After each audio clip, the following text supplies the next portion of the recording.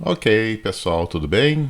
Hoje nós vamos falar sobre microscopia óptica e microscopia eletrônica, tá? Explicando praticamente o objetivo das técnicas que a gente pode tirar de informação sobre microbiologia. Então aqui eu tenho praticamente, mostrando para vocês, né, a estrutura do microscópio óptico binocular, daí à esquerda e à direita um antigo microscópio eletrônico.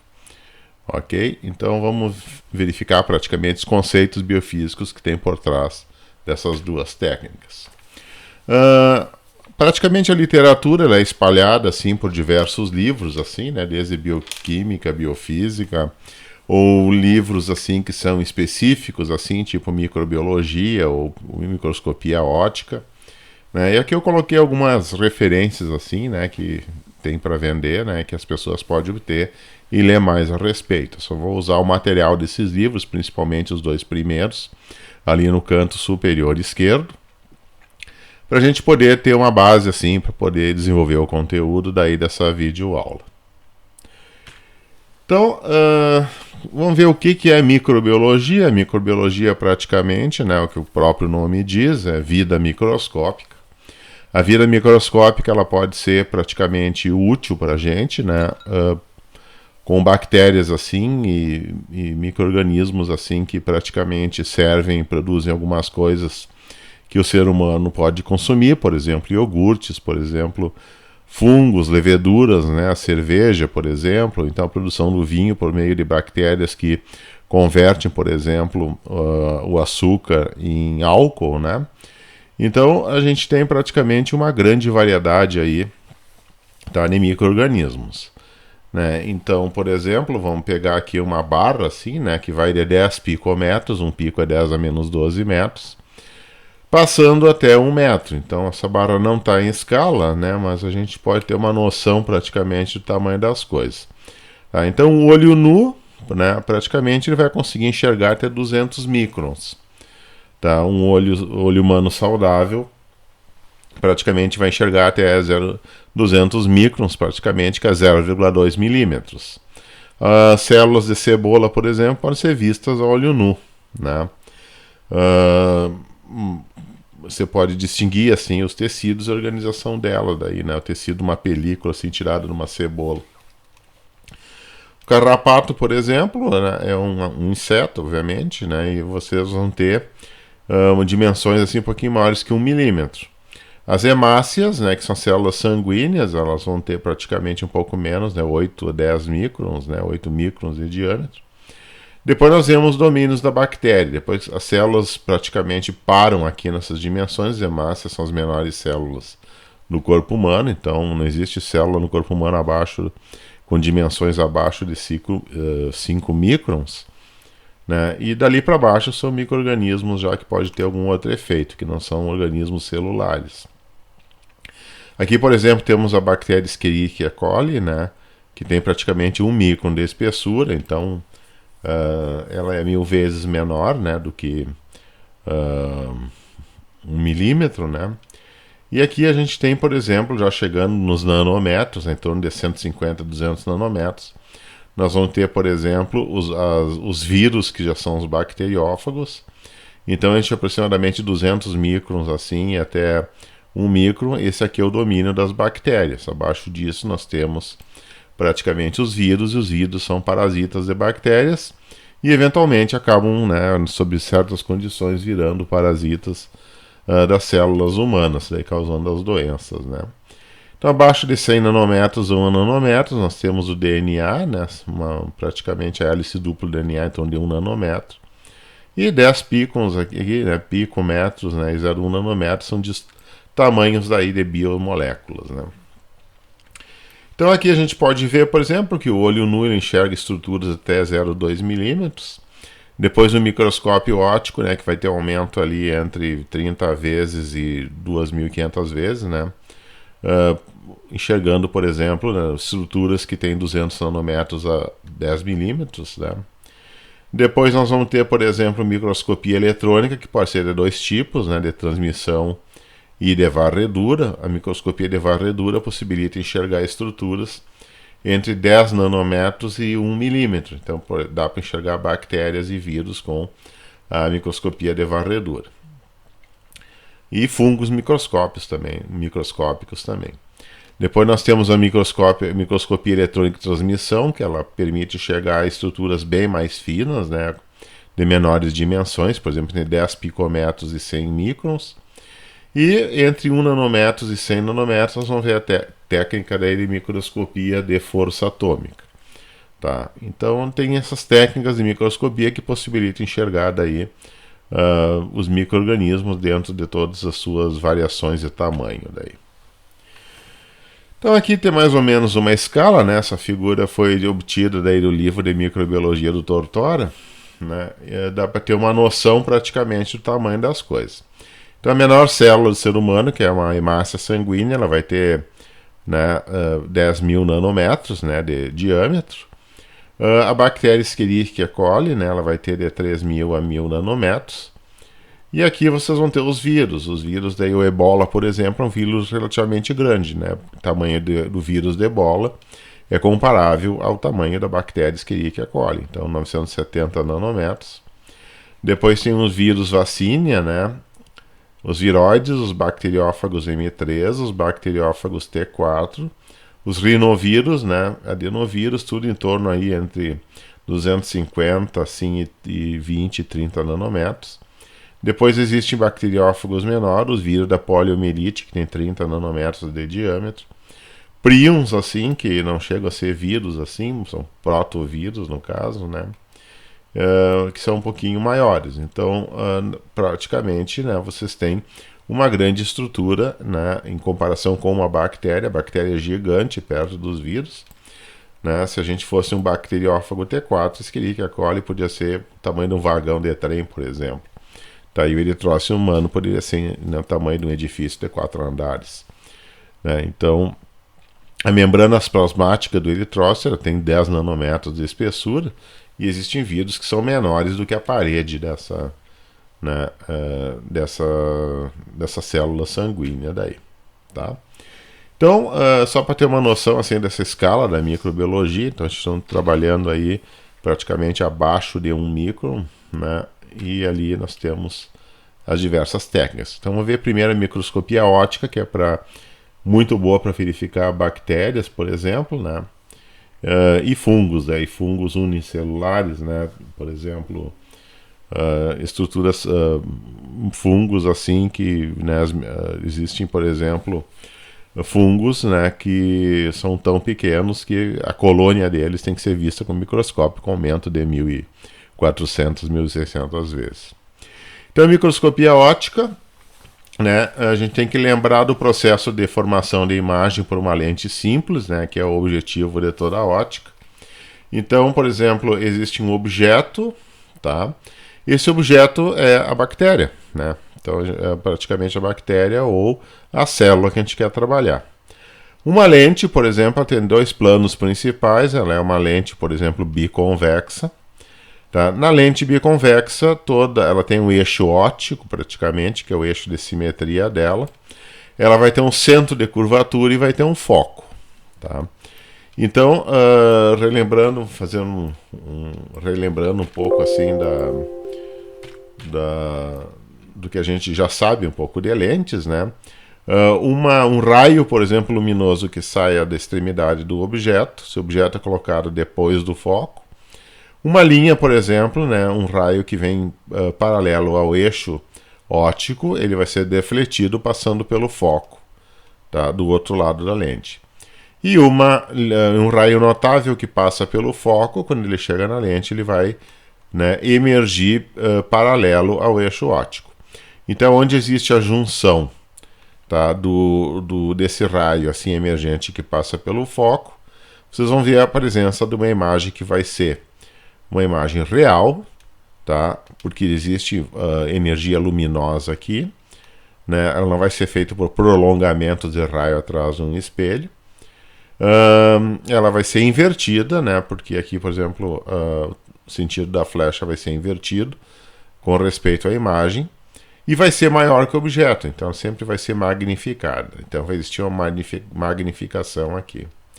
Então existe a distância A entre o objeto e o foco, existe a distância focal, que é praticamente entre o plano da lente, né, e o F, né, que é o ponto focal, né, e do outro lado da lente vocês vão ter o ponto focal F' do lado oposto do campo onde está a imagem, e aqui vocês vão ter a linha que é a distância do foco do outro lado da lente, tá, onde a imagem vai se formar até o O', onde a imagem se forma. Então é possível calcular a magnificação dessa lente, né, e obviamente uma lente só vai ter uma magnificação de no máximo 3, 4 vezes, né, e precisa-se então de conjuntos de lentes assim que aumente. Então praticamente se eu colocar mais uma lente aqui, por exemplo, tá, essa primeira lente tem a segunda, tá, a segunda lente vai pegar esse objeto aqui, né, e vai aumentar, vai inverter e vai aumentar mais vezes. Então colocando mais lentes em sequência, vocês vão ter um aumento gradativo da magnificação.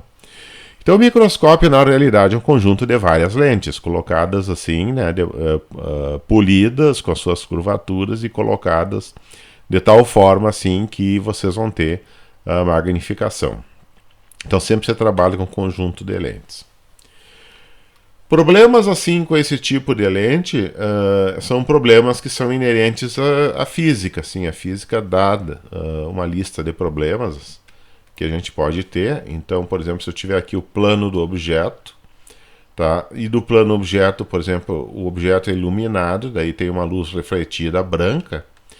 Quando a gente incide essa luz branca, o que vai acontecer é que a luz branca é composta pelas cores do arco-íris, né? Então, por exemplo, a componente espectral de uma luz branca gerada por uma lâmpada, por exemplo, de filamento tungstênio, vai ser alguma coisa assim do tipo violeta, anil, azul, verde, amarelo, laranja e vermelho. Então o vermelho tem menor comprimento de onda, ele vai sofrer daí menos deflexão, né? Então vocês vejam que com respeito a esse eixo aqui refletido do objeto, né, vocês vão ter a presença de um ângulo, né, que vai ser um ângulo pequeno de reflexão. Mas a cor azulada do espectro vai ter uma reflexão maior.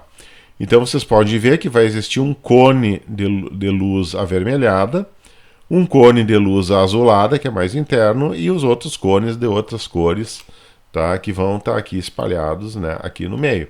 Então, na realidade, vocês vão ter diferentes planos de imagem para diferentes comprimentos de onda que vão passar pela lente. Então, se eu iluminar com luz branca, eu praticamente vou ter que os contornos do objeto vão estar borrados com as cores do arco-íris típica.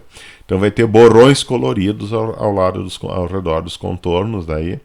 E isso também pode ser visto no microscópio. Se iluminar, por exemplo, direto com uma luz branca, vocês vão ter a presença dessa aberração cromática daí. Tá? Então esse é o primeiro problema. O primeiro problema é esse de aberração cromática, né? E a solução para isso é praticamente colocar um filtro, né, e selecionar um comprimento de onda para fazer a imagem. Ao passo que no item B aqui nós vamos ter, por exemplo, a aberração esférica, que é outro problema. A aberração esférica, né, a lente ela tem o raio de curvatura num plano e raio de curvatura no outro plano, com respeito a esse plano central. Então, obviamente, a lente tem que ser curva, né? Então, se a lente é curva e não é muito delgada, que a gente precisa de muita curvatura para ter uma maior ampliação, o que vai acontecer é o seguinte, né? Aqui a geometria mais ou menos mostra. Então, raios que são defletidos mais para a direção da borda da lente vão tender a sofrer mais refração, tá? E vai tender a incidir num ponto focal mais próximo da lente, enquanto que raios que tendem a seguir mais próximos ao eixo de simetria da lente, né, o eixo óptico da lente, vão tender a ser focalizados posteriormente. Então aqui eu vou ter dois planos focais, o plano focal A, tá, que se deve a esses raios que são divergentes mais externos, e esse focal B, que são praticamente os eixos que são divergentes dos raios luminosos diferentes mais internos. Então eu vou ter dois planos focais, então a imagem vai estar borrada praticamente por esse efeito que se chama aberração esférica, tá? Mesmo se eu usar só um comprimento de onda. Ao passo que nessa figura a aberração cromática se dá com uma luz branca. Então, usando um filtro, a gente consegue praticamente selecionar qual é o plano da imagem que eu vou estar entre o azul e o vermelho. Dependendo do filtro, se eu colocar um filtro amarelo, por exemplo, o plano vai se dar nesse ponto intermediário. Mas a aberração esférica é independente de filtro, ela sempre vai ocorrer pelo fato, tá, dessa divergência desses raios e o fato da lente realmente ter que ser esférica. Então daí você cria mais de um ponto focal, mesmo que seja só para um comprimento de onda que ilumina daí o plano do objeto.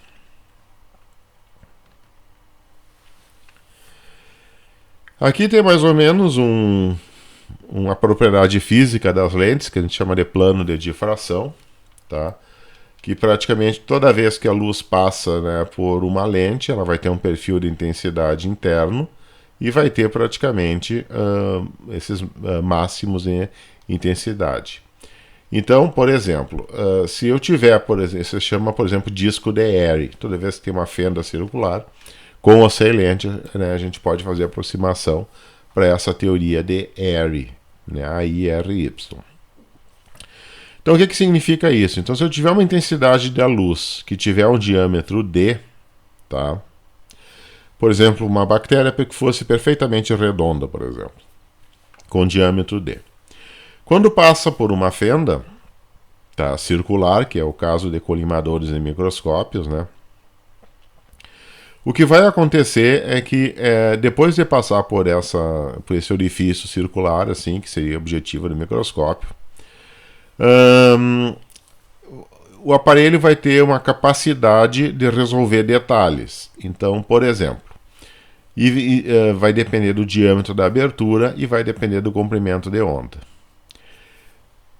da luz que está, obviamente, sendo utilizada. Então, se eu usar uma luz monocromática de comprimento de onda lambda, né, e essa luz estiver passando por uma objetiva que tiver um diâmetro D, qualquer estrutura, por exemplo, que for menor que 1,22D sobre lambda, ela não vai ser resolvida, ou seja, vocês vão enxergar como sendo um borrão único, tá? E não vão conseguir observar os detalhes mais finos.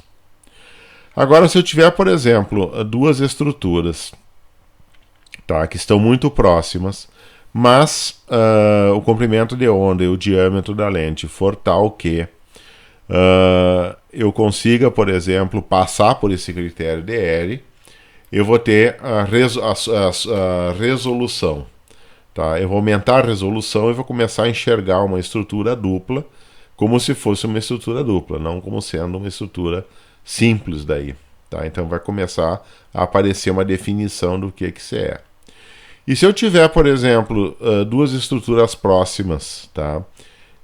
Que a lente consiga, por exemplo, resolver, tá? O diâmetro dela vai ser, por exemplo, grande o suficiente, o comprimento de onda vai ser curto o suficiente, eu vou conseguir enxergar, por exemplo, dois pontos próximos como sendo realmente dois pontos próximos, né? Então isso significa alta resolução. A resolução já é suficiente para eu distinguir estruturas que estão muito próximas entre eles. Dentro, por exemplo, do campo onde o microscópio estiver trabalhando. Então, eu posso ter, por exemplo, se eu não tiver resolução suficiente, eu praticamente não vou conseguir enxergar dois pontos que estão muito próximos, duas organelas de uma célula que estão muito próximas entre si, como se fossem realmente duas organelas diferentes. Eu vou enxergar um borrão como sendo uma única organela só. Então esse é o princípio da resolução espacial de um dispositivo óptico, que vai depender da abertura que ele tem e do comprimento de onda. Tá? E esse é o limite de Airy, tá? Disco de Airy daí, que são o princípio daí dos telescópios. Por isso que um telescópio, por exemplo, para a gente poder enxergar mais detalhes, a lente tem que ser maior. Tá? O diâmetro físico tem que ser maior. Agora, como é que a gente realmente faz um microscópio usando duas lentes, né? A gente tem que lembrar que, na realidade, não são duas lentes no microscópio, né? Na verdade, são três lentes, porque o cristalino, né, a lente do olho humano, funciona com uma terceira. Então, na realidade, tem que chegar, por exemplo, os raios, eles têm que incidir paralelamente à retina. Tá? Então, considerando que o olho humano pega os raios paralelos e concentra na retina, se esses raios que forem incidentes no olho humano não forem todos paralelos, vai ocorrer um borramento da imagem. Tá? Então, a focalização, praticamente, é tu ajustar essa peça ocular, que se chama epíce, tá? De modo que os raios incidam paralelos na superfície do olho. Tá? Ou em cima da câmera que estiver filmando. Se isso não acontecer, vai ter, né, os raios não forem paralelos, vai ter um borramento da imagem. Então vamos ver aqui o microscópio composto de uma objetiva e uma peça ocular. Tá? Então, quando eu tenho objetiva, que tem um objeto, que seria no caso a célula que estou querendo enxergar, ela vai estar depois do ponto focal. Tá? Passando pela objetiva, vocês vão ter uma focalização e a produção daí de uma imagem daí no ponto O, né? Fazendo aquele esquema anteriormente, né? Se passar, por exemplo, pelo foco, né? Vai praticamente vir paralelo para cá. E se passar, por exemplo, perpendicular aqui, vai ser concentrado no foco. Então, na prática, se vier perpendicular a esse plano da lente, vai passar pelo foco e vai efetivamente fazer uma imagem que vai ser invertida e um pouco maior que o objeto. Tá? Mas não tanto. Colocando uma peça ocular aqui, praticamente o que ela faz é transformar esses raios que vêm, num raio paralelo que o olho humano pode fazer. Então essa figura embaixo mostra melhor assim o microscópio. Tá? Então aqui vocês têm a bactéria ou a célula, tá? Tem a formação de uma imagem ampliada por meio dessa lente aqui, ok? Só que essa imagem ampliada, né, ela vai seguir com raios, né, tecnicamente que não vão ser paralelos entre si, eles vão apresentar uma certa divergência. Tá? Então desse ponto comum, que é a extremidade, do objeto da imagem formada do objeto, vocês vão ter daí linhas que não são paralelas. Então, por exemplo, se tu colocar o olho humano aqui, tu vai enxergar praticamente borrado, uma imagem borrada, que seria aquela imagem de uma lente única. Agora, colocando uma peça ocular, ocorre daí uma paralelização dos raios, e essa paralelização dos raios, por exemplo, faz com que se elimine, tá, esse fenômeno daí de borramento e aumenta daí a nitidez. Tá?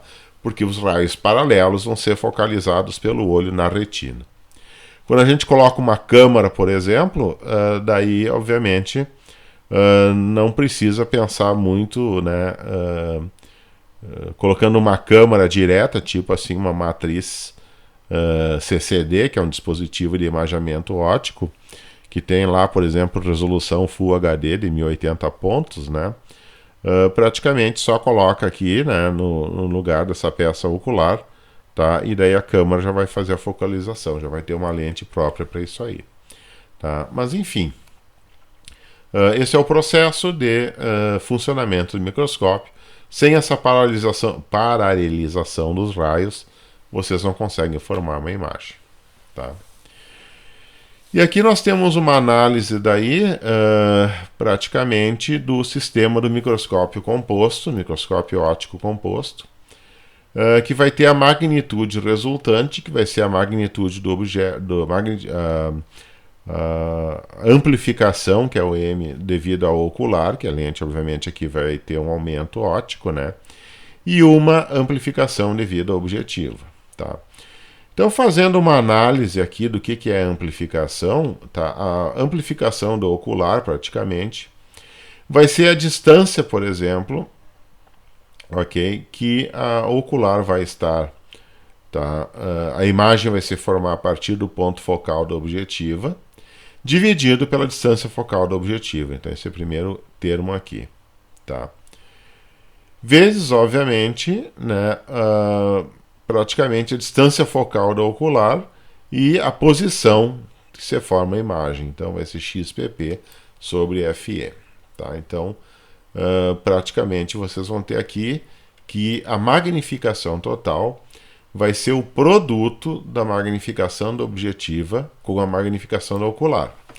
Então, o microscópio que aumenta, por exemplo, 200 vezes, como é que eu faço para obter 200 vezes de aumento? Eu pego uma objetiva que tenha 20 vezes aumento e coloco uma ocular que tenha 10 vezes de aumento. Tá?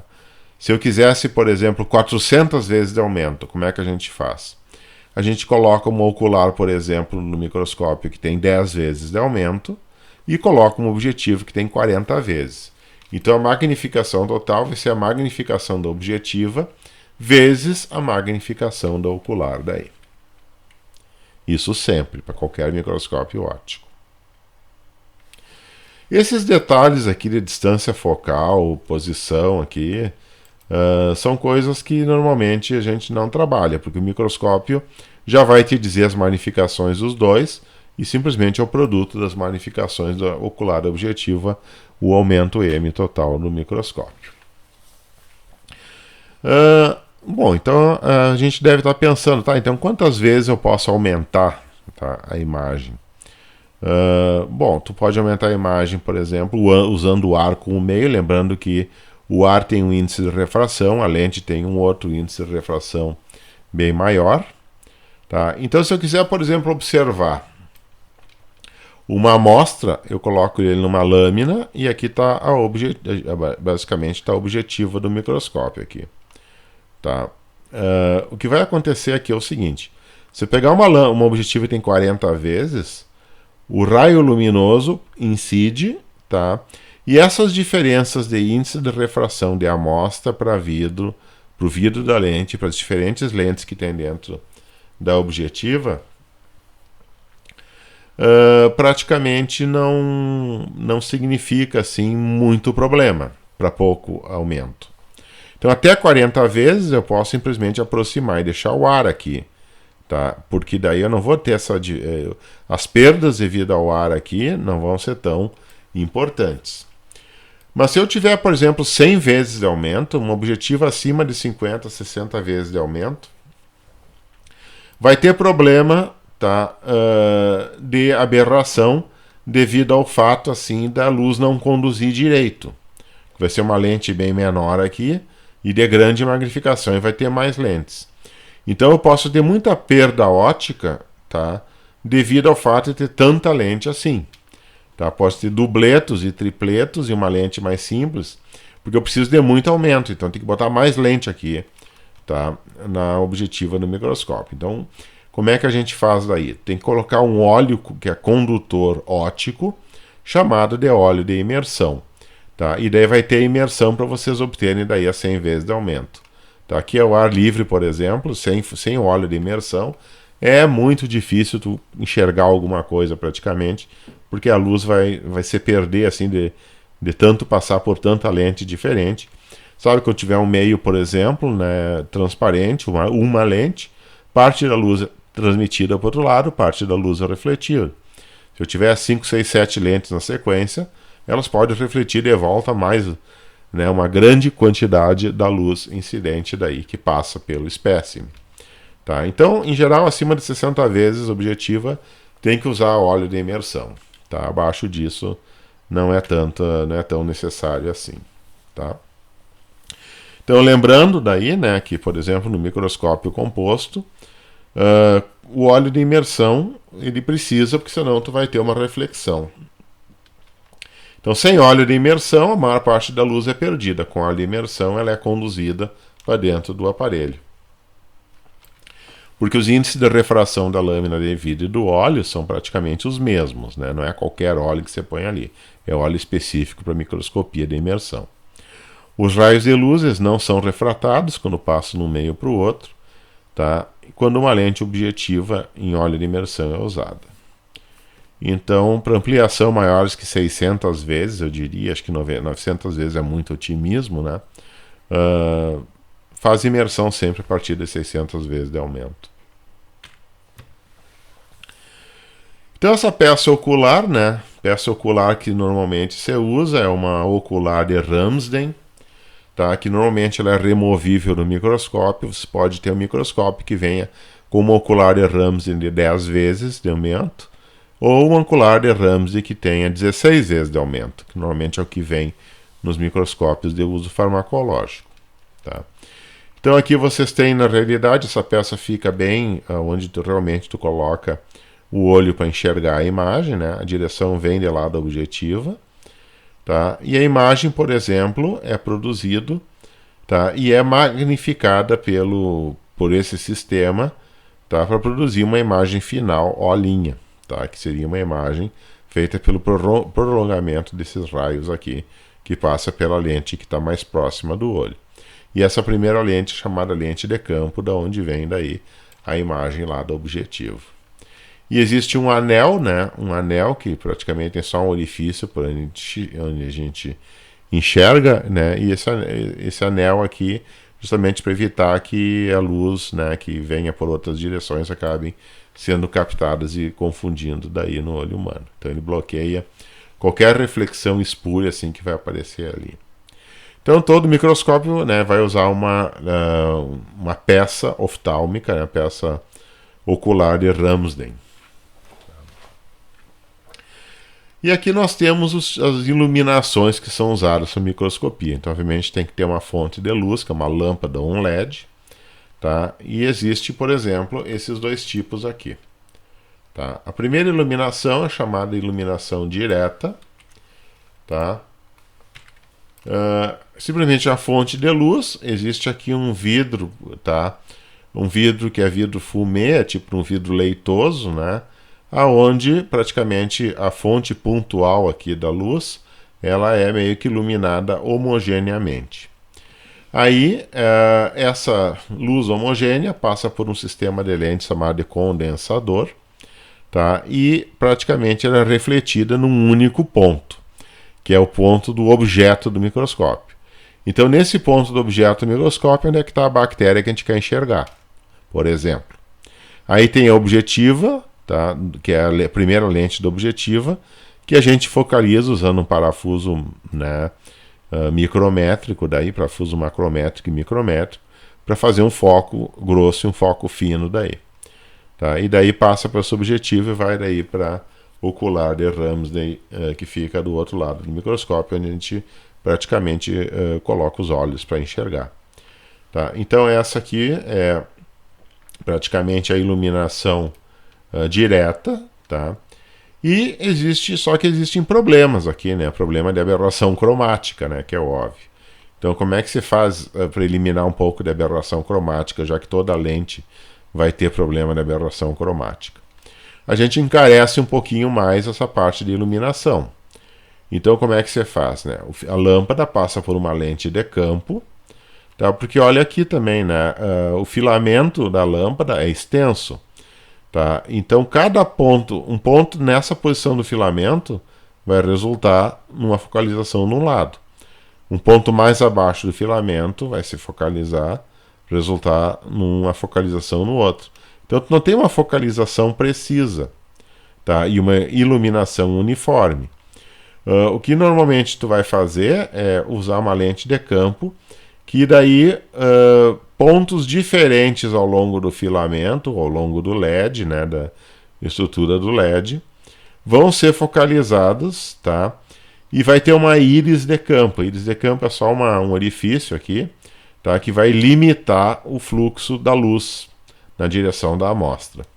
Então existe uma íris de campo, depois tem um outro substrato, né? Deixa, por exemplo, meio que os raios daí se cruzarem. Depois vai ter uma outra íris que vai ser praticamente na parte focal posterior do condensador. Aí vai existir uma segunda lente, que é uma segunda lente divergente, né, que ela é semiconvexa, que daí vai focalizar. Então, essa parte de cima, que produz os raios divergentes, seria nesse extremo da lâmpada, tá, vai produzir feixes paralelos que iluminam nessa direção. Ó, ilumina um campo constante nessa direção. O ponto inferior vai sofrer uma refração e vai focalizar daí, né, nessa direção. Então veja bem, no plano do objeto, qualquer ponto ao longo do filamento vai resultar numa fonte de luz que vai iluminar sempre no mesmo lugar. Tá? Uma um pouco mais oblíqua, tá, do que a outra, mas todas elas vão ser oblíquas e iluminar uma região mais homogênea. Então a iluminação de Keller serve para praticamente obter uma iluminação que não é pontual, não é pontiforme. Então serve para observar campos mais extensos, por exemplo. Se eu não quiser, se eu estiver fazendo um estudo, por exemplo, e for observar as células sanguíneas, eu normalmente vou ter que contar e vou ter que identificar células sanguíneas, né, por exemplo, leucócitos, né, linfócitos, monócitos, basófilos, eritrócitos, todo tipo de células assim que estão ali, e a contagem dessas células ela é relevante para diagnóstico de oncologia, né, verificar, por exemplo, os linfócitos,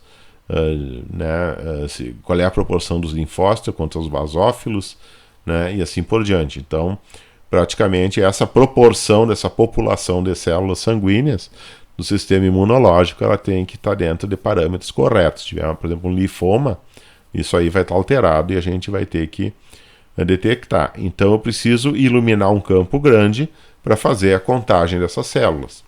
Tá? Se eu estiver usando essa iluminação, praticamente iluminação normal, ok, eu não vou conseguir fazer contagem de campo, porque não vou ter uma iluminação homogênea por um esfregaço de uma gotícula de sangue, que é praticamente fazendo esfregaço, tu tem uma área grande na lâmina que tu tem que observar. Então daí eu preciso uma iluminação de Keller para fazer a contagem daí da análise, análise hematológica mais detalhada daí.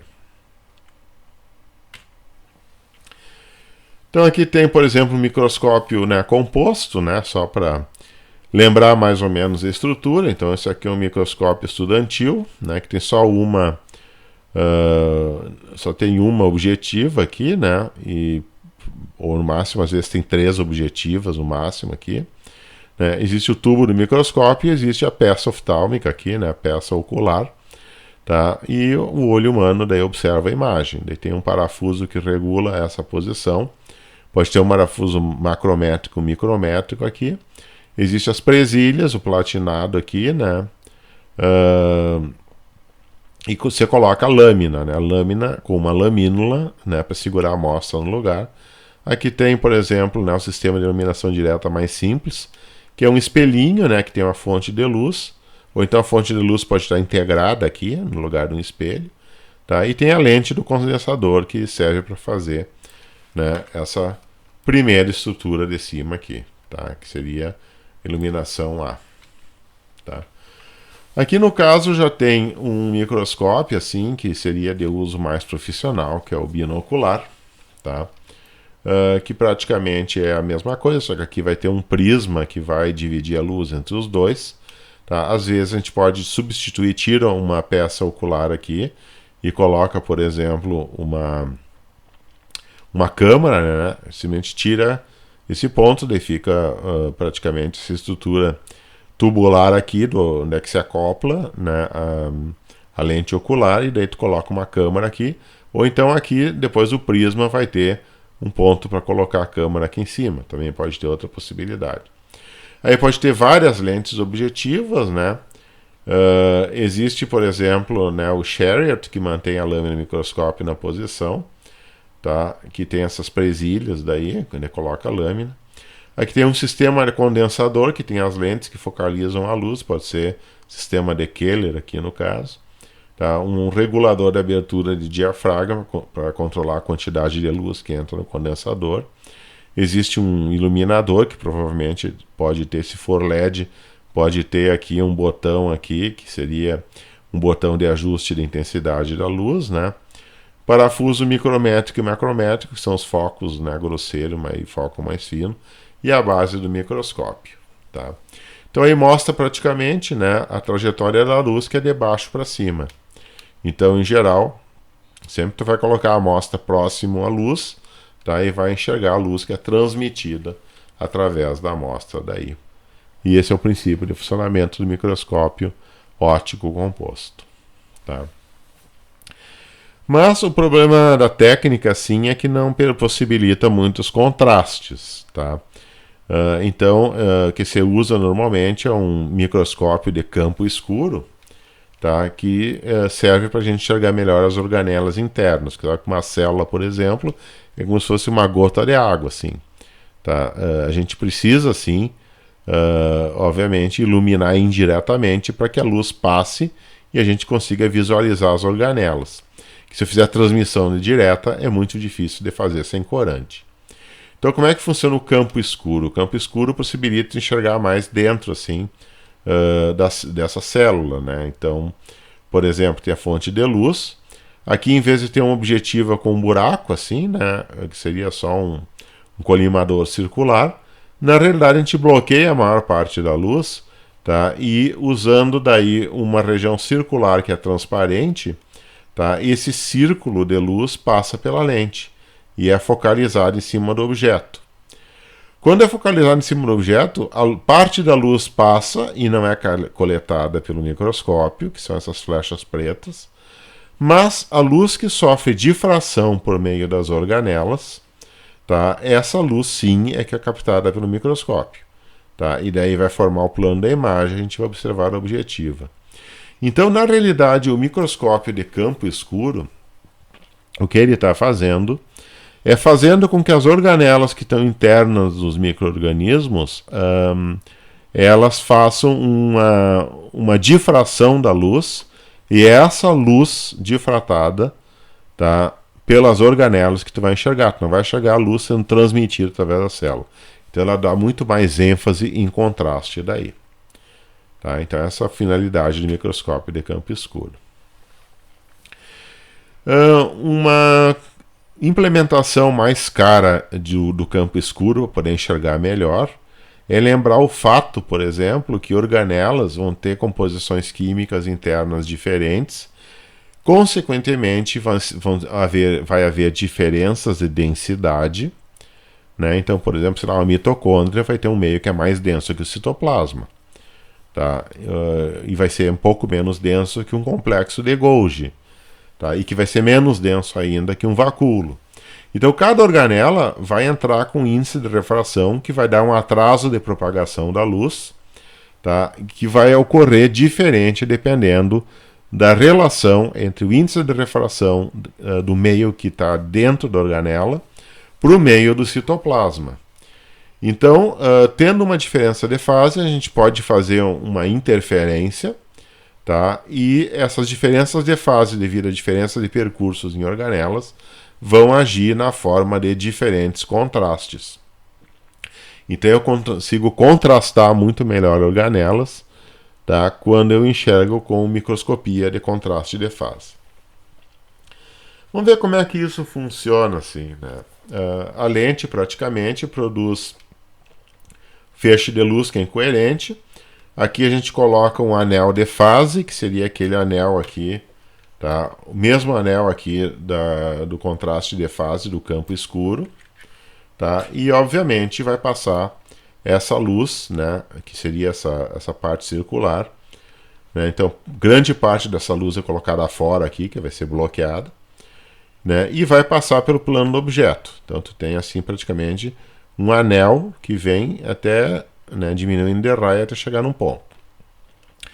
Passa pelas organelas, tu vai ter luzes desviadas com índice de refração, por causa dos índices de refrações diferentes das organelas. Passa por uma pré-objetiva, né? E essa pré-objetiva passa por uma estrutura chamada plate de phase, né? O plate de phase, praticamente, ele vai deixar passar a intensidade da luz dependendo da diferença de fase entre a luz das vizinhanças, né? A luz da vizinhança da organela. Então, praticamente, o que tu vai ter aqui é um padrão de interferência, tá? Então, praticamente, esse plano da imagem vai ser caracterizado por uma luz que ela não vai ser desviada quando a fase for alterada, tá? Então, daí vocês vão ter o aumento do contraste, porque daí vocês vão ter um sistema de detecção de luz que vai ser sensitivo as diferenças de fase que vêm de diferentes pontos dentro da célula e que vão ser proporcionais às diferenças de densidade óptica, a diferença de índice de refração dessas organelas. Tá? Então, é um sistema de detecção por interferência da luz, tá? E representa um microscópio daí de contraste de fase. Tá? Da mesma forma, né, se vocês tiverem meios que são opticamente ativos, né, tiver isomeria óptica, por exemplo, dentro de uma célula, vocês podem usar esse sistema de polarização para detectar, por exemplo, a rotação, né, a rotação do plano da luz polarizada. Tá? Então é a mesma coisa, às vezes pode ter células, por exemplo, né, que a própria composição química dentro provoca uma rotação do plano da luz polarizada. Então, se a organela tiver um conteúdo lá de bioproteínas que são opticamente ativas, é possível tu isolar essas regiões e observar com mais detalhes. Então, ver como é que funciona um microscópio de polarização, né? A luz, né, praticamente, ela entra aqui numa lente de campo, ela é focalizada um pouco antes, tá, de um sistema chamado polarizador, que é como se fosse um polaroide. Esse polaroide polariza a luz, obviamente, né, numa direção, essa luz segue o caminho, tá, e uma lente condensadora praticamente ilumina uma área da amostra, fazendo esses raios assim divergentes ficarem paralelos. Então ilumina uniformemente aqui. Aí tu coloca, por exemplo, aqui a célula que está observando, e daí tem a objetiva que pega, tá, obviamente, a luz que passa por essa célula, tá, e que vai sofrer rotação do plano da luz polarizada, dependendo da composição química das estruturas internas, organelas, por exemplo. Tá. Daí vai ter uma placa compensadora, tá? E existe aqui um polaroide que gira com respeito a esse polaroide. Isso aqui é um polaroide fixo, e aqui tem um polarizador, o polaroide, que analisa. Então, girando esse polaroide, vocês podem estudar, por exemplo, a luz que é defletida do lado destrógeno e do lado levógeno, né?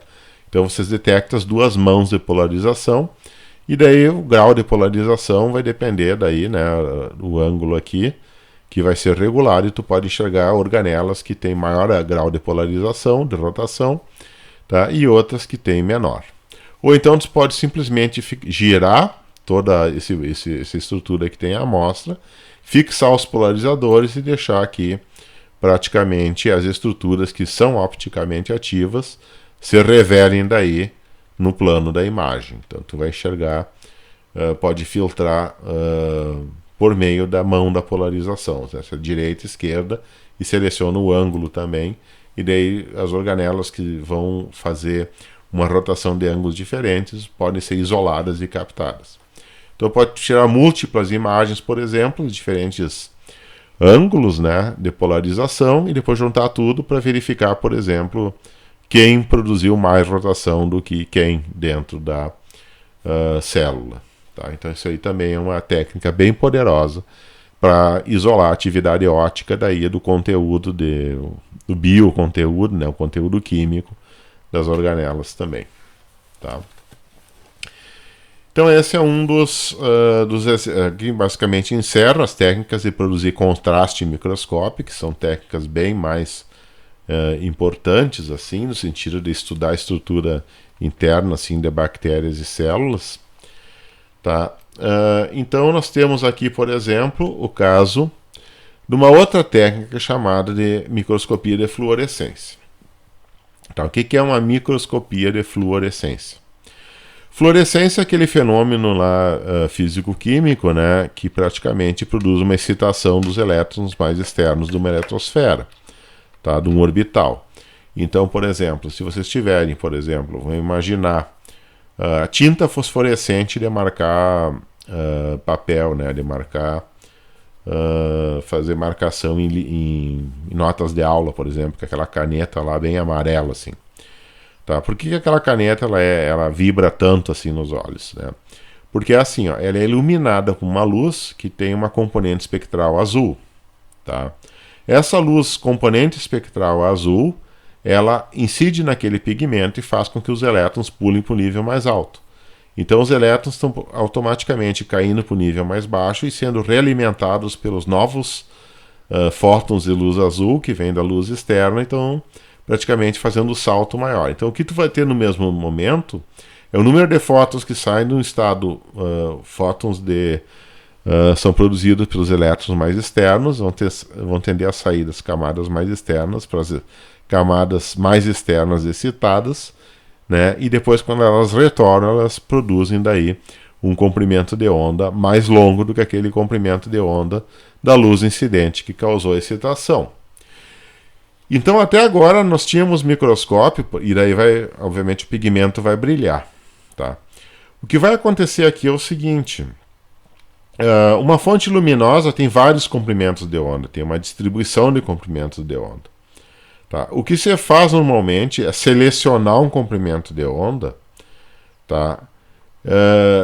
Um comprimento de onda, assim, por exemplo, que seja diferente do comprimento de onda mais longo. Então seleciona um comprimento de onda mais curto. Esse comprimento de onda vai passar por um condensador, ok? E que eventualmente vai passar pelo objeto. O objeto vai produzir uma fluorescência. Se ele tiver com pigmento, se ele tiver algumas características, tá, de absorção de algum pigmento artificial, por exemplo, tá, o que vai acontecer é que vai ocorrer a fluorescência desse pigmento, tá, e vai passar a luz da fluorescência. A luz da fluorescência é um comprimento de onda mais curto, então sofre menos deflexão. Aí a gente coloca um filtro que remove esse comprimento de onda mais longo, que foi selecionado da lâmpada por esse filtro aqui primeiro, tá? E vai passar só a fluorescência, que é devido à reemissão dos fótons pelo meio das estruturas intracelulares. Tá? E essa luz aqui é que vai produzir o plano da imagem. Então essa outra forma, por exemplo, da gente obter informações sobre células, tá? Usando, por exemplo, microscopia de fluorescência, que praticamente tu escolhe, por exemplo, um comprimento de onda que seja bem curto, por exemplo, ilumina a célula com uma luz azul, né? Coloca um corante que seja opticamente ativo e depois tu tira fora essa luz azul e verifica a fluorescência, que foi a luz produzida, né, pelas bactérias, tá? Ou pelas estruturas internas das bactérias. E daí tu seleciona isso e com essa luz da bactéria tu faz a imagem. E a luz que produziu a fluorescência, ela é filtrada para fora por meio dessa propriedade óptica de comprimentos de onda mais longos sofrerem menos deflexão daí. Tá? Então a microscopia por fluorescência é, acho que a mais poderosa de todas as técnicas, que realmente tu transforma a bactéria num vagalume, né, em resumo. Simplesmente colocando uma luz mais energética, e a luz menos energética que vai ser reemitida pela célula, essa sim tu vai pegar, tá? E vai desprezar a luz de fundo. Então praticamente tu isola a bactéria brilhando no escuro. Tá? E essa é a ideia por trás desse microscópio aqui. Vale a pena dar uma pensada, porque existem muitas técnicas assim que vão precisar dela. Tá? Então aqui eu vou colocar tudo em conjunto assim, né, para vocês verem. Né, que seria aqueles 3 métodos de iluminação que eu falei, que seria, por exemplo, microscopia de campo claro. Microscopia de campo claro é aquela simplesmente do microscópio mais simples. Tu passa a luz, né, vou relembrar de novo isso, passa a luz, tem um condensador que ilumina, passa por uma amostra que contém as bactérias, depois passa pelo objetivo e pelo ocular e o olho humano enxerga. Então, no campo claro, a trajetória da luz aqui, ó, ela é praticamente, não te possibilita enxergar muita coisa dentro. Tá? Então, tu só vê o contorno, alguma outra estrutura tipo cílio, assim, tu enxerga. Tá? Mas as estruturas internas, elas não são muito bem diferenciadas. Aqui, no caso, observando a mesma célula, né, com diferentes técnicas. Né? Na microscopia de campo escuro, que é o Dark Field, né, praticamente tu vê, olha, aqui no caso do campo claro, tem luz fora da bactéria. Tá? Essa luz interfere. Tá? No campo escuro não tem luz fora da bactéria, porque essa luz que está fora da bactéria foi toda bloqueada pelo sistema, automaticamente. Tá? Então, a presença de um disco opaco aqui, tá? Ou simplesmente um anel aqui que deixa a luz passar, faz com que tu tenha luz incidindo de outras direções, mas não por trás. Né? Não tem luz vindo através da bactéria. Essa luz da bactéria aqui são luzes, feixes de luzes que são alternados, refletidos. Que sofre a refração interna por causa da estrutura celular daí, né? Do meio do citoplasma. Então tu vê na realidade o que está acontecendo aqui é que não tem luz fora do micro-organismo, mas toda a luz que provém na direção de formação da imagem, ela vem no micro-organismo. Então aqui, por exemplo, não dava para enxergar o núcleo. Campo claro é difícil de enxergar núcleo. Agora, campo escuro, tu enxerga o núcleo celular. Aqui tem um vacúolo até, que dá para enxergar. Tá? Então as bordas das células ficam brilhantes, e estruturas internas parecem brilhar mais, se destacando, tá? E praticamente tu vai enxergar melhor dentro da célula, com certeza. E aqui o contraste de fase, né? Então praticamente dá para observar aqui, né, todo aquele caminho que eu já expliquei, tá? E o contraste de fase, né, a variação do índice de refração é que vai dar diferença de brilho. Tá? Então, praticamente, os raios de luz, que são inalterados, percorrem uma trajetória diferente dos raios luminosos comuns. Os dois conjuntos de raios são combinados no olho, a luz refletida ou difratada indicada em azul, e os raios diretos aqui são indicados em vermelho. Tá? Então, tu tem uma diferenciação melhor das estruturas internas, praticamente. E a luz fora aqui, praticamente, ela é desprezada. Tá, dando ênfase no corpo do micro-organismo. Tá, então essas são as 3 técnicas assim que a gente pode dispor, né, no sentido de estudar melhor a estrutura de organismos unicelulares. Daí. A microscopia de fluorescência ela pode ser útil se a gente ser mais melhor aproveitada, né, lembrando da estrutura da membrana plasmática de uma célula. Então, o que é uma estrutura da parede celular? Existe uma bicamada lipídica da membrana plasmática, que tem praticamente fosfolipídios. Existe o fosfolipídio, praticamente são cabeças polares, né, do grupo fosfato e glicerol, e existem caudas que são apolares, que são ácidos graxos, né, praticamente são gorduras aqui. Depois tem as cabeças polares do lado de dentro. Então isso aqui forma essa bicamada lipídica que forma a parede da membrana plasmática. Então tu tem esses fosfolipídios aqui, né, praticamente, né, sob toda extensão. E através desses fosfolipídios vocês têm as proteínas transmembranas. Tá? As proteínas transmembranas possibilitam as células a se reconhecer quimicamente umas das outras. E praticamente essas estruturas assim de proteínas que dão a identificação, né, da célula, porque como é que uma célula sabe que a outra é a mesma, tá, do mesmo tipo? Porque pelo contato, né, por quimiotaxia, né, consegue verificar que existem uma distribuição de proteínas transmembranas similares às que ela tem. Tá? Então, na prática, esses receptores aqui fazem uma estrutura chamada de glicocálix. Então, glicocálix que possibilita os organismos unicelulares de se reconhecerem para fins de reprodução. Tá? Então, praticamente, se vocês tiverem, por exemplo, assim, a possibilidade de ter uma proteína transmembrana que tem um sítio que seja específico, vocês podem colocar, por exemplo, indicadores de antígenos, né, que praticamente vão ligar essas paredes transmembranas, e uma parte dessas proteínas pode ser estruturas que respondem bem à fosforescência. Então, como é que a gente sabe, por exemplo, se essa célula, 3 células que são praticamente a mesma aparência, como é que tu sabe que uma é do tipo 1, outra da doença do tipo 2 e outra da doença do tipo 3? Coloca o antígeno da doença tipo 1, tipo 2, tipo 3 e que tem os marcadores que são partes dessas moléculas, né, que se identificam com a estrutura do glicocálix e que daí depois se ilumina com uma luz ultravioleta e essas moléculas vão praticamente demonstrar aonde estão a molécula do tipo 1, o micro-organismo do tipo 1, do tipo 2 e do tipo 3. Tá? Então essa técnica se chama de imunofluorescência. Então, tu coloca, por exemplo, reagentes específicos que se ligam nas paredes da membrana, tá? E que, se não for daquele tipo de célula, ela não vai se ligar.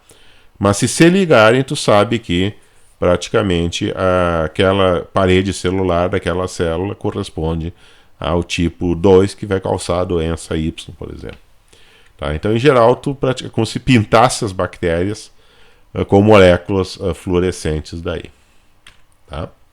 Então, aqui mostra mais ou menos o que eu estava querendo dizer, né? Que normalmente a gente pega os anticorpos de uma doença, tá? Sei lá, por exemplo, a detecção, aqui para detectar o treponema da malária, por exemplo, né? Como é que a gente faz isso, né? Pega os anticorpos, né? E esses anticorpos são combinados com moléculas no laboratório chamado fluorocromos, tá? E fica as moléculas com esses fluorocromos, que são essas bolinhas que, se tu iluminar com radiação ultravioleta, vai ficar fosforescente. Aí tem a bactéria aqui que é desconhecida, mas que tem as moléculas do antígeno na sua superfície. Os anticorpos vão lá se ligar com os antígenos, tá? Então, praticamente tu vai ter que os anticorpos se ligaram, né, na maneira normal, assim que eles fazem, para neutralizar a bactéria, e os fluorocromos vão ficar praticamente disponibilizados na parte mais externa. No momento que tu largar uma luz ultravioleta aqui, praticamente como se fosse um farol, né, de navio, né, os fluorocromos eles vão praticamente brilhar no escuro. Tá? E daí tu usa o microscópio de fluorescência para verificar. Então aqui na realidade tu pode ver o treponema pálido, né, que é o micro-organismo causador, né, da sífilis, ou então tu pode pegar outros indicadores para verificar outras doenças, tipo malária, coisa parecida, né? Então aqui no caso a sífilis ela fica bem identificada, né, os treponema pálido, que normalmente é invisível a olho nu usando o microscópio, tá? Então tu identifica automaticamente, daí bom, a gente já tem o diagnóstico da doença, o diagnóstico laboratorial daí, tá? Então essa é a microscopia de fluorescência que é usada para imunofluorescência. E essa aqui é a técnica para tu saber, por exemplo, saber as bactérias assim, efetivamente, que estão causando a doença daí. Então, se fizer um teste, por exemplo, fizer um teste de sífilis, vai ser feito, né, obviamente, no laboratório pela imunofluorescência. Outro tipo de teste que você faz, por exemplo, é a coloração de Gram. Tá? Isso aqui é importante, porque algumas bactérias, assim, tipo bastonetes ou cocos, né, os vibriões, elas podem responder positivamente a esse teste ou podem responder negativamente. Se elas se deixarem pintar por essa sequência aqui, elas se chamam de Gram positivo. Se elas não se deixarem pintar, elas são Gram negativo. Então, para que isso aqui é importante? Porque me dá uma ideia, por exemplo, de que parede celular que esses organismos têm. Né? Então, como é que você faz? A gente pega, por exemplo, uma amostra, tá, das células, tá? Tira uma amostra lá da secreção, por exemplo, tá, que tem as bactérias. Então, a pessoa está com uma infecção, tu quer saber, por exemplo, que antibiótico que tu vai dar, qual é o antimicrobiano. Então, tira-se uma amostra dessa secreção, tá, e coloca numa lâmina. Daí a gente começa a sequência. Então, a primeira coisa que a gente faz é aplicar cristal violeta, que é o corante púrpura. Aí tu aplica um iodo, tá, e continua a púrpura. E depois tu lava. Lava mesmo. A ideia aqui é lavar as bactérias. Se a tinta foi absorvida, porque tem afinidade com a parede, tá, ela vai ficar pintada, obviamente, da cor do violeta. Enquanto que as bactérias que são negativas, tá, elas vão ser lavadas pelo álcool, tá? Elas vão se descolorir. Aí tu pinta, praticamente pinta um corante chamado safranina, tá? E o corante safranina que vai se ligar nessas bactérias aqui que não foram pintadas pelo cristal violeta, tá? E daí, colocando no microscópio, tu vai ver bactérias que são cor-de-rosa e bactérias que são lilazes, tá? Como dá para ver ali, tá? Então, aquelas bactérias, por exemplo, que se pintaram de roxo, elas são gram-positivos, porque esse método é o método de Gram. Então, responderam positivamente ao método. Enquanto que, por exemplo, ali no caso, os vibriões, né, que estão produzindo também infecção, são os gram-negativos. Por quê? Porque elas não se pintaram. Quando lavou com álcool, descoloriu, ok? E daí, quando pintou com açafranina, ficou cor-de-rosa. Então, isso aqui praticamente permite identificar se as bactérias são gram-positivas ou gram-negativas. E isso tem a ver com a parede, tá? Porque existem antimicrobianos que agem em bactérias gram-positivas e existem antimicrobianos que agem em bactérias que são gram-negativas, tá? E aqui praticamente faz a diferença dos dois. Então, o que tem na parede das bactérias que dá diferença no teste? Então, a parede das bactérias são praticamente peptídeo-glicanos, né?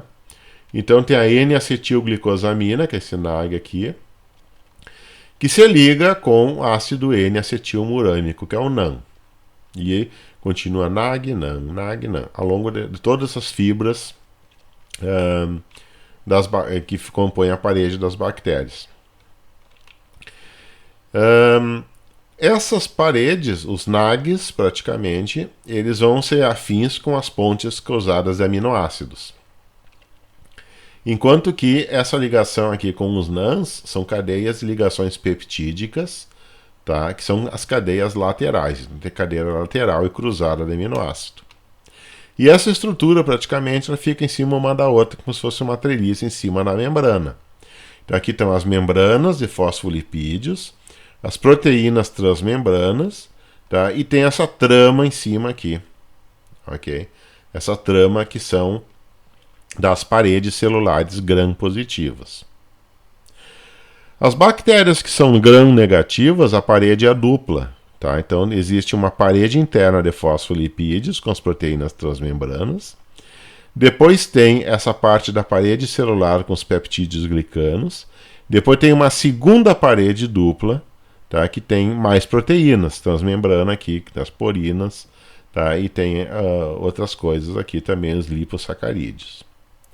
Então o que a gente percebe assim, qual é das duas paredes que é mais fácil de destruir? Uma parede simples ou uma parede dupla? Claro que a parede dupla é mais resistente. Então as gram-negativas, elas têm uma parede dupla que é mais rígida. Então o antibiótico, o antimicrobiano não consegue destruir essa parede com facilidade. Tá? Então, em geral, os antimicrobianos que destroem paredes celulares são mais efetivos em bactérias gram-positivas, porque a parede é mais frágil. Não é a parede dupla, é uma parede simples. O que normalmente a gente quer é romper essa parede porque o citoplasma se extravase e a célula morra. É como se lembrar que a célula está viva enquanto ela está contida no invólucro. Se tu rasgar o invólucro, ela praticamente morre. Então, se tu quiser matar a bactéria, a gente tem que saber que tipo que é. Alguns micro-organismos que são grãos positivos respondem melhor aos antibióticos mais simples, porque a parede é mais simples, enquanto que os gram-negativos normalmente são mais resistentes, porque a parede dupla é uma forma de defesa de bactéria. Tá? Então, entendendo essa lógica, tá, a gente pode verificar, por exemplo, das características das bactérias que são gram-positivas, que são as lilases, e as gram-negativas, que se decoraram com a safranina, né, que são praticamente as bactérias cor-de-rosa. Então, praticamente que tem a tabela, né? O que interessa, por exemplo, aqui, né? Vamos ver, por exemplo, as sensibilidades, né? Por exemplo, assim, as penicilinas e as sulfonamidas, tá? Que era a primeira geração a primeira geração, por exemplo, de antimicrobianos, tá? A sensibilidade da gram-positiva é alta, enquanto que a gram-negativa é baixa. Agora, streptomicina, clorafenicol e tetraciclina, aí inverte. Daí a gram-positiva não vai ter tanta ação, enquanto que a gram-negativa vai ter ação. Então, em geral, a escolha do antibiótico vai depender se deu gram-positivo ou gram-negativo. Então, bactérias gram-positivas, elas praticamente elas provavelmente vão ter, por exemplo, uma sensibilidade mais alta e praticamente a sensibilidade mais baixa para essa segunda classe, e a outra vai ser ao contrário. Então não adianta, assim, por exemplo, querer fazer um tratamento se tu não sabe nem o gram, tá? Sabendo o gram, por exemplo, tu tem chance de começar com alguma coisa que realmente vai aliviar isso aí melhor, tá? Então a sensibilidade alta significa que dá o antimicrobiano e o antimicrobiano vai efetivamente destruir a parede celular mais rápido daí, tá? Consequentemente, maior recuperação do paciente, né? Então essa aqui também é a tabela do Tortora, mostrando as imagens que se obtém, né? Usando o campo claro, o campo escuro, contraste de fase, tá? A interferência, né? Que seria praticamente uma outra técnica aqui, né? Mas é similar à do contraste de fase. A fluorescência para fazer, né? No caso, os ensaios de imunofluorescência, que são os testes, por exemplo, os testes devido a antígenos que são preparados especialmente com partes assim que são respondem à luz ultravioleta, né? Fazendo fluorescência, então praticamente vai ficar esverdeado quando bate luz ultravioleta em cima, aonde ela se ligar vai mostrar o tipo de micro-organismo que tem. Depois existem os outros microscópios, né, que são o confocal, tá, que usam fóton para fazer um plano de amostra, que daí normalmente obtém imagens tridimensionais dentro de células, então isso aqui é uma técnica mais avançada ainda. Microscopia de 2 fótons, que utiliza 2 fótons para iluminar as amostras, ou seja, 2 energias diferentes, né, que praticamente né, é possível observar a atividade celular daí, né. Depois tem a microscopia acústica de varredura, que não é uma coisa muito comum aqui no Brasil de ter, tá? Mas também existe essa técnica que praticamente usa ondas sonoras, tá? Que atravessa a amostra, e essas ondas sonoras é que fazem a diferença, assim, a diferença de percurso das ondas sonoras vai ter a diferença no caso de velocidade de propagação do som, tá? Mas em geral essa técnica aqui no Brasil não é muito disseminada. Depois temos as microscopias eletrônicas, né, que eu vou explicar daqui a pouco, que é de transmissão e de varredura. Transmissão é quando a radiação, né, que no caso são ondas de elétrons, elas atravessam a bactéria e são detectadas. Varredura é quando as ondas, praticamente de elétrons, elas não atravessam a bactéria, elas baixam na bactéria e voltam, tá? Então aqui é como se os elétrons atravessassem as bactérias, né? E aqui quando os elétrons simplesmente observam a superfície das bactérias. Porque observando a superfície das bactérias, tu pode verificar as fímbrias, né, que são as miofibrilas que tem aqui, né, e normalmente esses pili aqui, que são esses pelos, são fatores de virulência. Tá? É porque permite eles se agarrar nas paredes dos organismos, né? A bactéria que tem cílio, por exemplo, ela pode se movimentar, ela pode... por exemplo, andar de um lado para outro, se propagar, fugir do antibiótico. Então, tem toda uma resposta aí química que faz com que, se o antibiótico antimicrobiano tiver numa certa direção, a bactéria sente e ela nada para a direção oposta. O que é que faz essa natação? São essas fibras. Então, muitos micro-organismos, por exemplo, existem antimicrobianos que não matam necessariamente o micro-organismo. Simplesmente faz esses pelos pararem de funcionar. Então são os antimicrobianos tipo bacteriostáticos. Que se tu fizer a bactéria parar de se mexer, ela fica mais vulnerável a coquetel de antibiótico, assim, né? Porque ela vai tender a ficar no mesmo lugar parada, porque perdeu a mobilidade daí. Então vamos ver a microscopia eletrônica agora, que pode ser transmissão ou varredura. Tá? Então, como é que funciona a microscopia de transmissão? Então, a microscopia óptica convencional, ela usa raios de luz produzidos por uma lâmpada. Isso foi tudo que foi feito até agora, né? No caso de... E eu falei que a resolução, ela é praticamente proporcional, inversamente proporcional ao comprimento de onda. Então, o comprimento de onda que eu vou ter, ultravioleta, 350 nanômetros, 200 nanômetros. Então, usando luz ultravioleta, eu não consigo muito detalhe, tá? Porque é um comprimento de onda que ainda poderia ser mais curto. Tá? Eu vou ter uma energia ali, aproximadamente ali de 0,1 elétron-volts. Se eu pudesse aumentar mais essa energia, eu ia poder aumentar mais a definição e o poder de resolução. Então, como é que eu faço, por exemplo, obter alguma coisa que tenha, sei lá, tipo 50 mil elétron-volts, 10 mil elétron-volts ou até mesmo 100 mil elétron-volts? Que seria, por exemplo,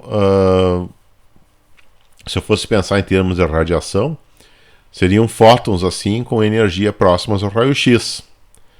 Tá? Então, como é que eu faço? Se eu colocar raio-x, eu não vou conseguir fazer uma imagem, porque imaginamento com raio-x tecnicamente é muito difícil.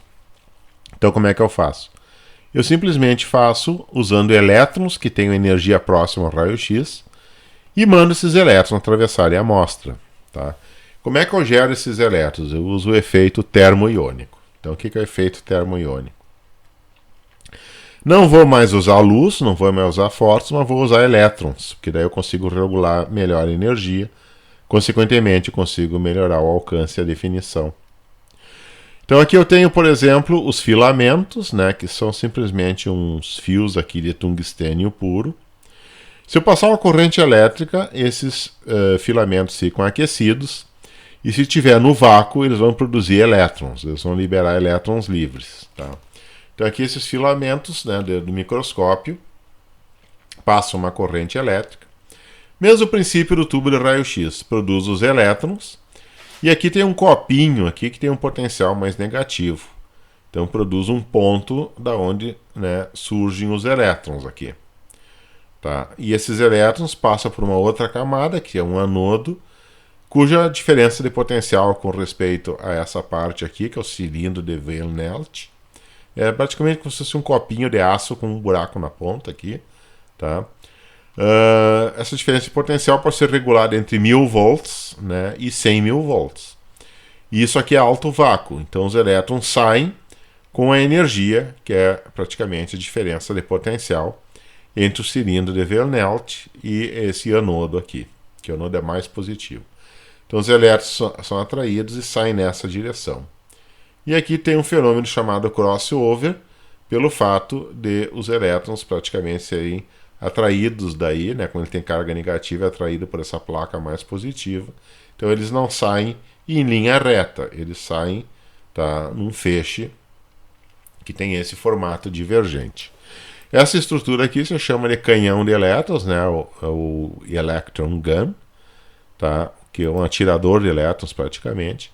Canhão de elétrons do tipo Pierce. Tá. Aí o canhão de elétrons tipo Pierce fica nessa parte, entra a alta tensão aqui, né, da fonte regulável. E esse feixe de elétrons ele é focalizado, né, colimado e focalizado usando lentes magnéticas. Tá? Então o que são lentes magnéticas? Simplesmente bobinas que têm peças polares e que praticamente permite tu alargar ou estreitar, praticamente dependendo do sentido e da intensidade da corrente elétrica que tu passa por essas bobinas.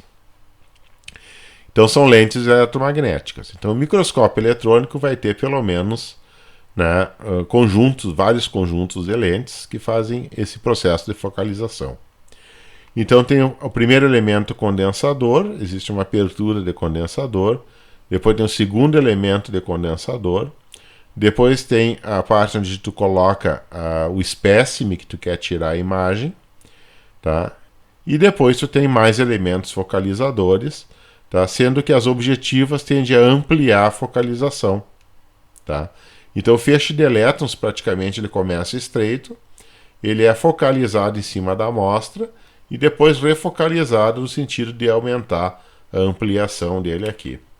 Aí ele bate numa tela fluorescente, onde a pessoa consegue enxergar ou filmar ou tirar uma fotografia, tá, da diferente absorção, os diferentes graus de absorção do feixe de elétrons quando ele passou pela amostra. Tá? Então, lembrando, né, que dentro do microscópio eletrônico tem um filamento, o anodo, né, que é praticamente o canhão de elétrons tipo piercing. Existe um primeiro conjunto de lente condensadora, depois tem a amostra, depois do primeiro ou do segundo aqui, e depois existem diferentes, né, lentes objetivas, tudo lente magnética, tá, que são eletroímãs. Eletroímã objetivo, eletroímã intermediário, um eletroímã para compensar a difração e um eletroímã de projeção e depois uma tela fluorescente, que é praticamente uma tela fluorescente, simplesmente um disco de vidro ou de aço que é revestido por um material fosforescente, aonde bate os elétrons. Quando os elétrons, por exemplo, quando bate muito elétron, ele ilumina mais. Quando bate menos elétrons, ele ilumina menos. Então dá uma diferença de contraste aí que vai ser proporcional à diferença de absorção de eletrônica quando passou pelo processo através da amostra. Então aqui lembra, por exemplo, o microscópio óptico, né, que tinha uma fonte de luz, uma lente convergente, colimador com a amostra, depois uma lente objetiva, uma peça assim, uma peça aqui na extremidade do microscópio, onde tu praticamente enxerga olho nu. Vai ter uma resolução de 200 nanômetros com uma luz amarela, com praticamente em torno de 200 mil vezes de magnificação. 2.500 vezes no máximo aqui. No microscópio eletrônico, tu tem aqui o canhão de piercing, tem a focalização, tem a objetiva, as várias lentes aqui e a tela fluorescente que vai projetar aqui. Então, praticamente, a tua resolução vai ser do comprimento de onda. Né? Aqui tu tinha uma luz que tinha 0,01, por exemplo, electron volts. Aqui tu vai ter, né, 100 mil electron volts, então vai aumentar bastante a resolução. Então a resolução passa a ser 0,01 nanômetros e o aumento entre 50 e 1,5 milhões de vezes. Esse aqui é um microscópio eletrônico de transmissão. Ou seja, o feixe de elétrons passa através da amostra, que contém as bactérias que tu quer estudar. No microscópio de varredura, o feixe de elétrons não vai passar através da amostra, ele vai ser refletido por ele, né, pela amostra, porque tu quer enxergar a bactéria por fora. Tá? Então, na realidade, vai ter a lente condensadora, vai ter as lentes focalizadoras, bate na amostra e os elétrons pulam fora. Esses elétrons que pulam fora, tá, que são refletidos de volta aqui, são captados por um detector, que vai ter daí uma placa fluorescente, um sistema de alta sensibilidade e um processador de imagens daí.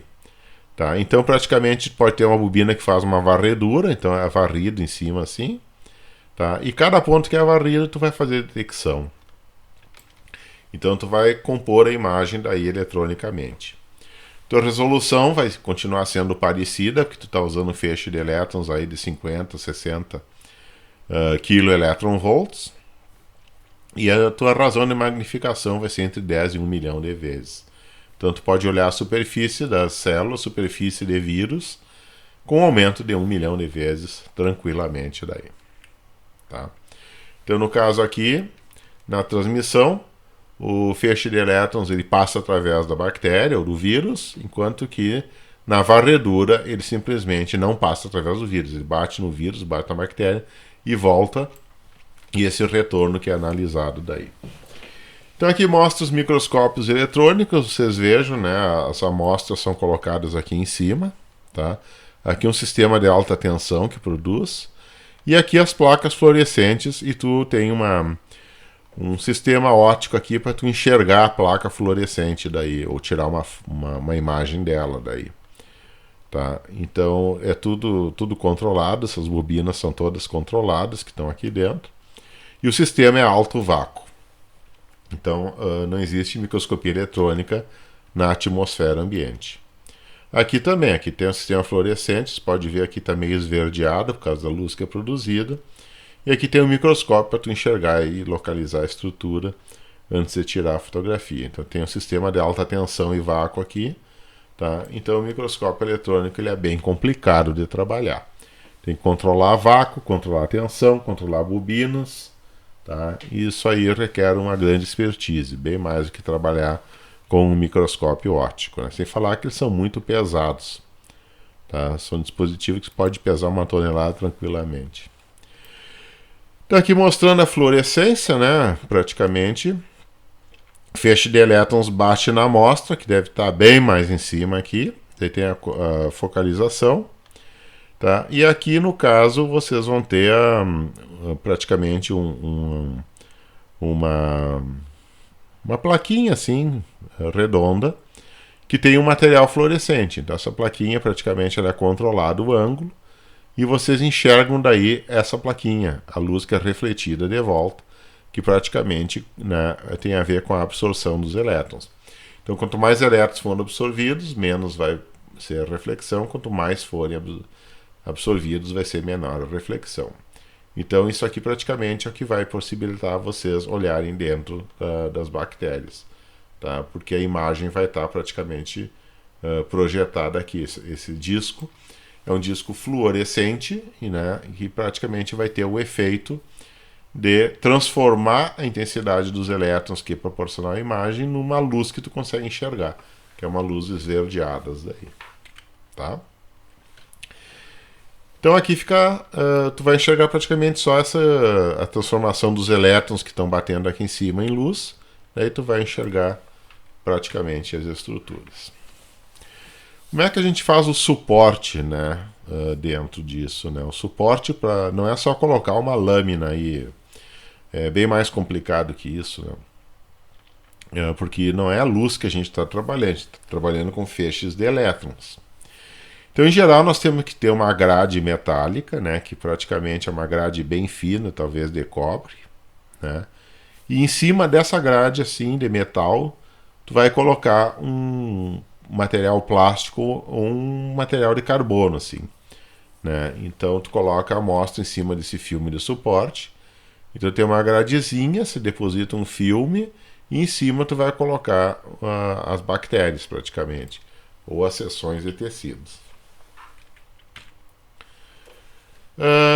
Como é que se faz a grade na realidade, né? Tu pega água, usando um conta-gotas, tu coloca, por exemplo, uma solução específica que se chama parlódio em acetato de amil, tá?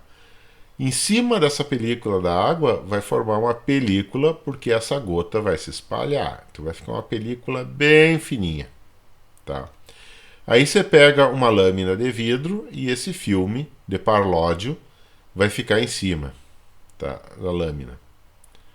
Tá? E daí você forma as grades em cima por praticamente deposição, tá? Pelo próprio contato da revelação aqui tu tem a forma a produção daí essa grelha aí de material condutor de carbono, né? Então como é que se faz uma réplica agora, né? A réplica na realidade é assim, tu não vai observar a célula, tu vai observar uma imagem em baixo relevo da célula, tá?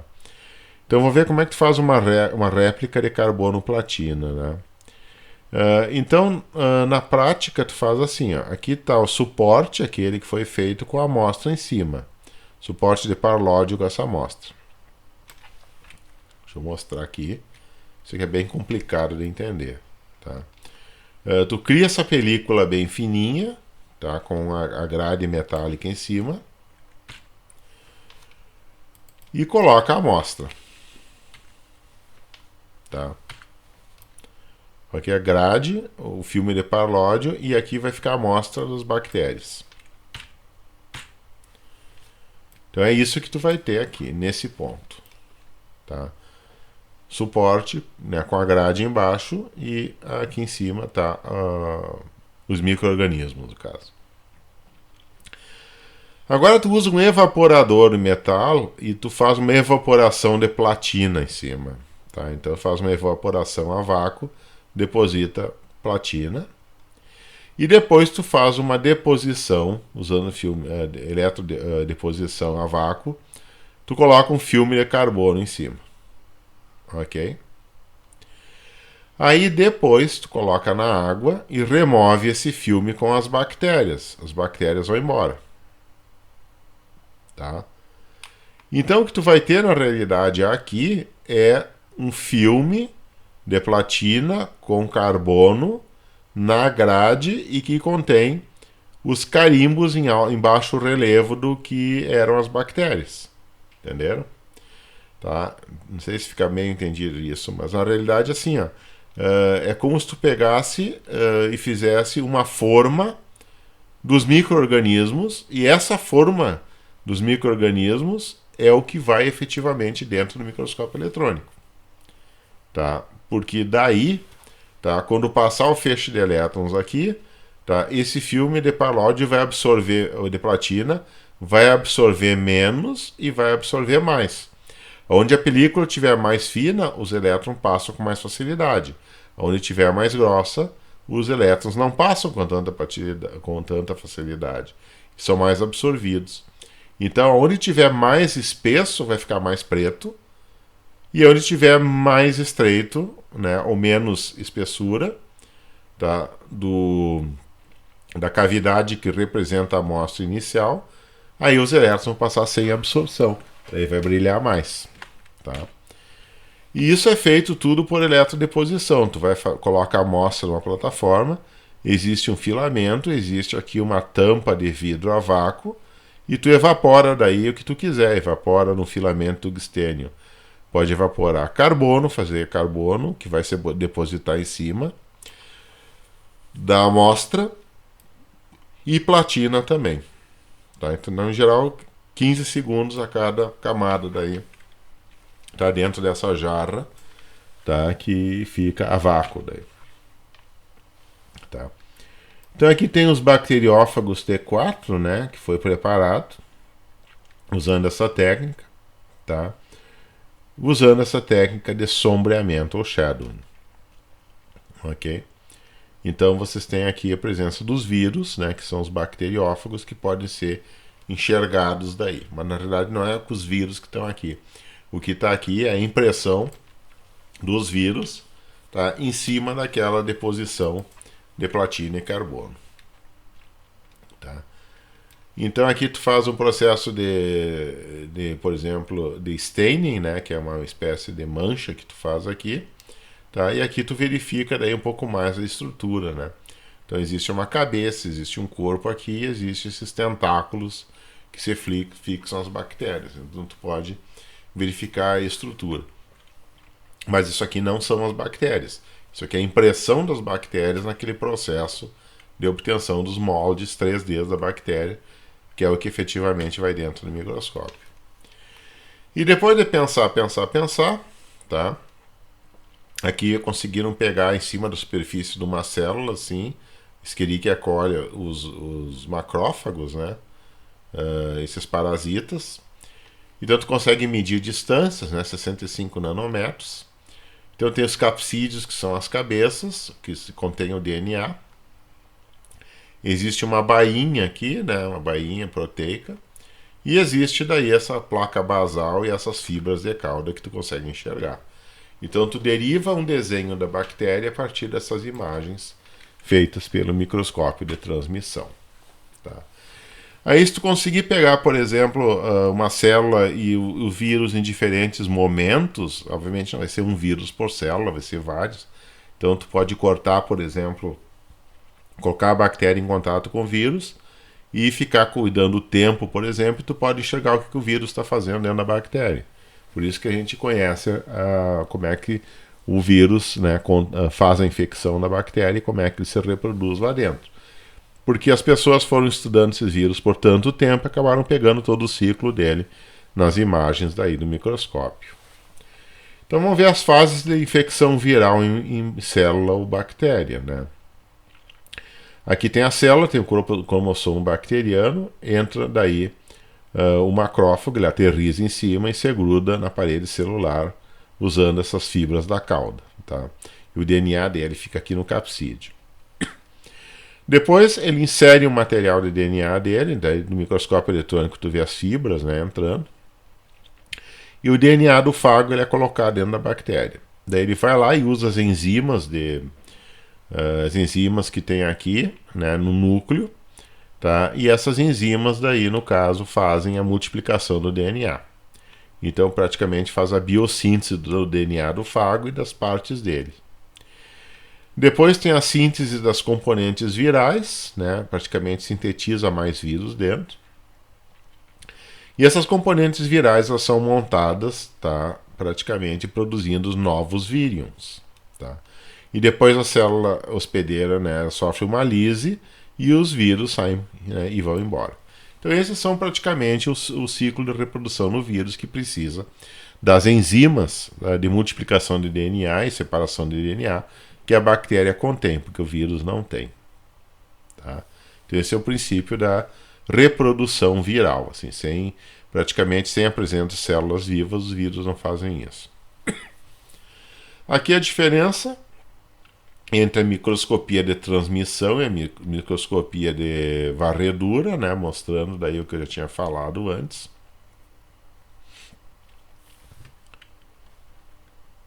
Ok, mostrando daí o que a gente já mais ou menos falou. E para verificar, para ver o DNA, por exemplo, se eu quero ver filamento de DNA, eu tenho que...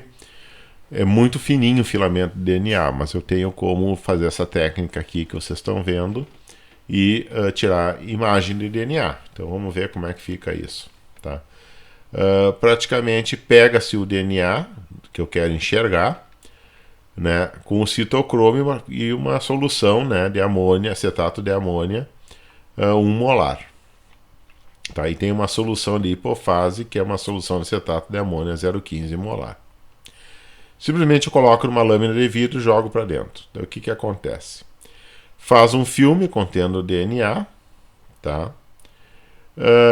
E praticamente você coloca a gradezinha, aquela micrograde lá que eu falei antes, que praticamente vai conter a fita do DNA. Aí é colocado no etanol e numa solução de acetato de urânio. Urânio mesmo, né? A substância aquela radioativa, né? Que está misturada em álcool. Aí existe uma desidratação, tá? E vocês vão ter as fitas de DNA que vão ter praticamente pouquinho de átomos de urânio junto, tá? Aí faz uma evaporação de átomos metálicos, tá? E esses átomos metálicos vão praticamente engrossar as fitas de DNA. Engrossando essas fitas de DNA, tu vai conseguir enxergar elas. Esse método se chama método de Klein-Schmidt, tá? Porque a fita de DNA é tão fina que o microscópio não consegue detectar. Ela é uma fita assim que os elétrons passariam através dela. Então tu tem que, a partir dessa fita de DNA, fazer um tubo que tenha um material que os elétrons não passem, para ele ficar bem opaco. E o urânio ele tem um núcleo assim muito pesado, assim. Né? O urânio 235, por exemplo, tem 235 prótons, né? Dentro do núcleo. Então praticamente vocês têm uma grande quantidade de prótons e nêutrons no núcleo que faz bloquear, que é opaco a qualquer feixe de elétrons de 100 kV. Então tu engrossa assim, faz uma fita de urânio por cima da fita, né, e daí tu consegue fazer a visualização. Então aqui tem o DNA de dupla fita, né, usando o método daí de Klein-Schmidt. Tá? Então tem DNA de dupla fita, que é esse DNA mais grosso, e o DNA de fita simples, que é esse DNA mais fino que está aí. Tá? Então aqui só uma tradução em português, né, da figura lá do livro do Tortora, né, que mostra as microscopias de varredura e a microscopia de transmissão. Dá para dar uma pausa e dar uma boa observada assim, de como é que realmente é feito isso. E a gente pode pegar e fazer agora uma análise do que a gente sabe dos vírus, né, pela microscopia de transmissão de elétrons, né? Então, por exemplo, nós temos os vírus que causam, por exemplo, né, o vírus da imunodeficiência, que é o HIV, tá? Que tem estrutura interna, vocês podem ler isso aqui, tá? Para saber as propriedades. O vírus da influenza é bem parecido com o vírus do HIV em termos de morfologia, só que ele tem mais proteínas aqui, né? Então, existe praticamente isso aqui é um vírus RNA, aqui você já tem o vírus influenza, tá? Que tem, por exemplo, o genoma dele em DNA, uma estrutura um pouco diferente, tá? E aqui vocês têm outro vírus assim de vias aéreas, né, que é o famoso coronavírus, né, o SARS-CoV-2, que também tem mais ou menos a mesma estrutura. Então, praticamente, você sabe o que tem dentro de cada vírus, tá? Praticamente verificando que alguns vírus são bem similares entre uns e outros. Daí.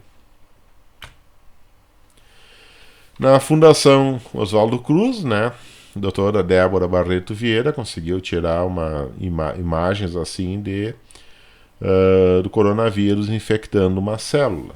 Tá? Então, pega uma amostra de nariz e garganta de um paciente infectado, infecta células de cultura em laboratório, verifica o que o vírus faz. Então, tu verifica, por exemplo, os vírus aqui que são pontinhos escuros, né, que ficam aderidos na superfície da célula. Depois o vírus entrando na célula para fazer o processo de infecção, né. Depois, por exemplo, tu vê a parte da replicação viral, o vírus se replicando dentro, né, no interior da célula. Depois daí as partículas infectadas deixando o interior da célula na direção de outra célula saudável, então sai de uma célula e vai para outra, tá? E daí praticamente continua o ciclo da infecção. Então é um vírus que praticamente ele sai de uma célula e vai para outra, e vai para outra, e vai para outra, sempre se proliferando. Então daí dá uma infecção cavalar praticamente, depois de algumas horas, né, que ele entra daí num pulmão, por exemplo. Então você conhece por meio da microscopia eletrônica como que mesmo os vírus mais novos aí, que estouraram uma pandemia ali, a questão de meses atrás, a gente já sabe como que eles se proliferam daí. Então, quais são as famílias de vírus que afetam os seres humanos? Né? Não são muitas, né? Mas são suficientes para dar uma certa dor de cabeça. Então, por exemplo, entre 18 e 25 nanômetros nós temos os parvovírus, tá? Que em geral são doenças que dão anemia em pacientes que são imunocomprometidos, por exemplo, transplantados, e pacientes que são HIV soropositivos e que não estão tomando coquetel. Então, DNA de fita simples tem 18 a 25 nanômetros. Depois do DNA de fita dupla, né, nós temos daí os adenovírus e os parvovírus, né, que praticamente os papovírus são os papilomas vírus, que em português, que são os vírus que causam as verrugas nos seres humanos. Tá? Então, no geral, esses HPVs, né, que são os papilomavírus, eles podem ser DSTs. Tá? Em geral, eles produzem o câncer, assim, né, câncer de colo de útero, né, e praticamente, né, os papilomas, né, enfim, em várias infecções daí.